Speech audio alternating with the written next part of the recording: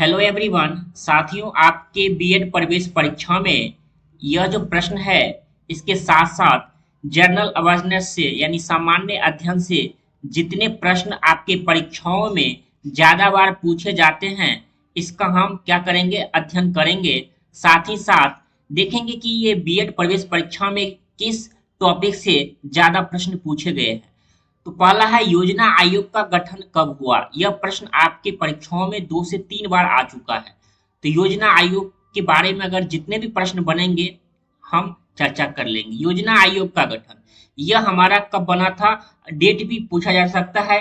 तो ये आपका 15 मार्च, 15 मार्च आप कॉपी में नोट डाउन कर लीजिए, 15 मार्च 1950।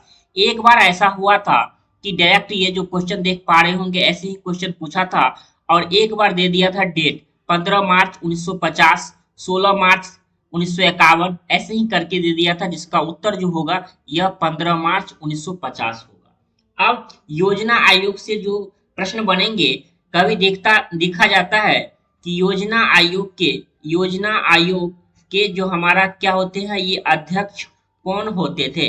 अध्यक्ष की बात करें तो हमारा यह जो अध्यक्ष होता है, यह हमारा पीएम होता है।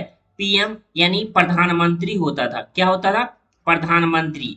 देखिए, पहले योजना आयोग चलता था, ठीक, लेकिन बाद में नरेंद्र मोदी जी की सरकार ने योजना आयोग को हटाकर उसके स्थान पर एक आयोग लाया, नीति आयोग।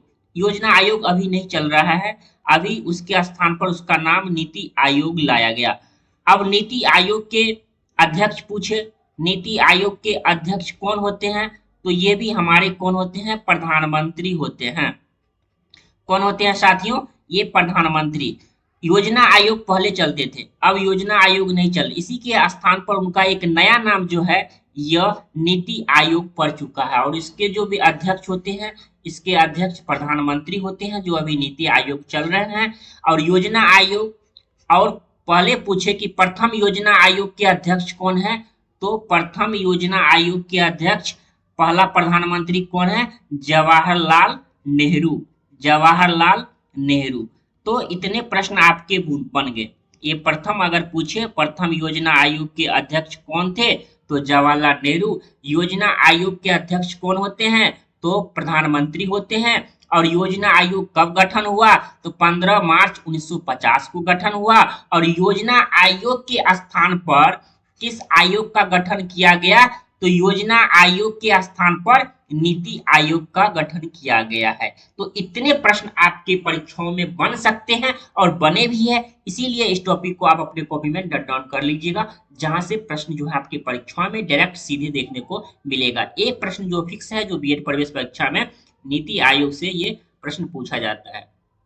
अगला है गौतम बुद्ध से। ये भी आप वेरी वेरी इंपॉर्टेंट टॉपिक लगा लीजिए, वेरी वेरी इंपॉर्टेंट, ठीक ना। यहाँ से प्रश्न, गौतम बुद्ध से प्रश्न आपके बीएड प्रवेश परीक्षा में आते ही है। कहते हैं, गौतम बुद्ध को किस नदी के किनारे ज्ञान की प्राप्ति हुई थी। यहाँ पूछा जा रहा है किस नदी के किनारे ज्ञान प्राप्ति हुई थी। तो गौतम बुद्ध को किस नदी के, यह आपके निरंजना नदी, यानी बी जो है, यह बी आपका ऑप्शन नंबर सही हो जाएगा, ठीक। निरंजना नदी के किनारे ज्ञान प्राप्ति हुई थी। अब गौतम बुद्ध के बारे में जानते हैं कि गौतम बुद्ध का जन्म कहाँ हुआ था। उनका जन्म कहाँ हुआ था? तो उनका जन्म जो हुआ था साथियों, लुम्बिनी, कपिल वस्तु के एक लुम्बिनी ग्राम है, वहां लुम्बिनी ग्राम है, लुम्बिनी। तो कपिल वस्तु के एक लुम्बिनी ग्राम में उनका जन्म हुआ था। जन्म, और पूछे कि उनकी मृत्यु कहाँ हुई थी, तो मृत्यु जो हुई थी ये कुशीनगर। जन्म और मृत्यु को आप जरूर याद रखिएगा, कुशीनगर में उनका जन्म, हमारा ये कपिल वस्तु के लुम्बिनी ग्राम में उनका जन्म हुआ था। और मृत्यु कहाँ हुआ था? कुशीनगर में हुआ था। उनके पिता का नाम क्या था? उनके पिता का नाम साथियों शुद्धोधन था। क्या था? उसके पिता का नाम क्या था? शुद्धोधन था। और माता का नाम क्या था? माता का नाम जो था वह माया देवी था। इतना आप जरूर याद रखेंगे, माया देवी। और जन्म कभी पूछा जाता है कि कितने ईसा पूर्व, 563 ईसा पूर्व जो है उनका क्या हुआ था? ईसा पूर्व उनका जन्म हुआ था। ये भी आप याद रखिएगा, 563 ईसा पूर्व गौतम बुद्ध का हमारा जन्म हुआ था। और उनका जन्म कपिल वस्तु के लुम्बिनी ग्राम में हुआ था। पहला मृत्यु कहाँ हुई थी? तो ये कुशीनगर में पिता का क्या नाम था? शुद्धोधन, और माता का नाम माया देवी। और गौतम बुद्ध को किस नदी के किनारे ज्ञान प्राप्त हुआ? तो क्या हो जाएगा?